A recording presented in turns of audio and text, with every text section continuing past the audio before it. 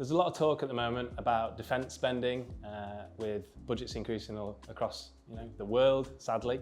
But drones is a big hot topic, and we thought we'd demonstrate how you could very quickly make cheap drone bodies. So what I've got here is a quick design we just did, nothing too technical.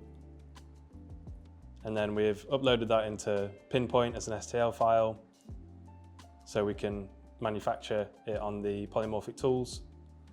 So I've exported that, imported it into the machine, and now we're just going to press go, show you a time lapse of everything working.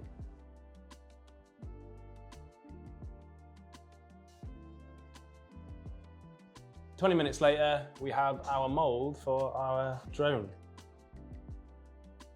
I'm just going to take it out the forming machine, take it over to the vacuum former.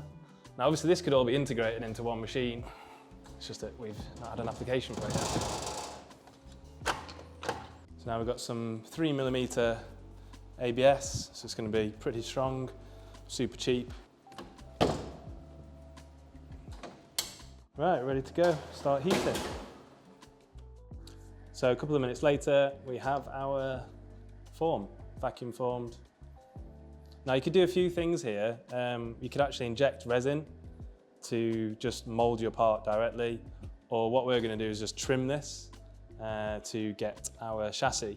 Now as you can see, the mold is still reusable, so you could, if you wanted to mold the same part again, you could go again, or if you're going to change the design and iterate it, put it back in the machine, 20 minutes later you have your new design.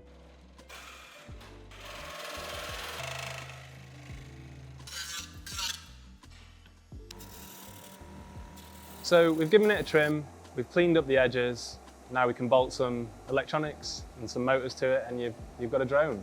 Now obviously you can make far more of these. Like now you've got the mold, you could just keep vacuum forming every few minutes, and then scale that up. You could put it on the CNC machine and do the trimming versus doing it by hand, but just wanted to show you it could be done by hand because you're not always going to have a CNC machine in the field.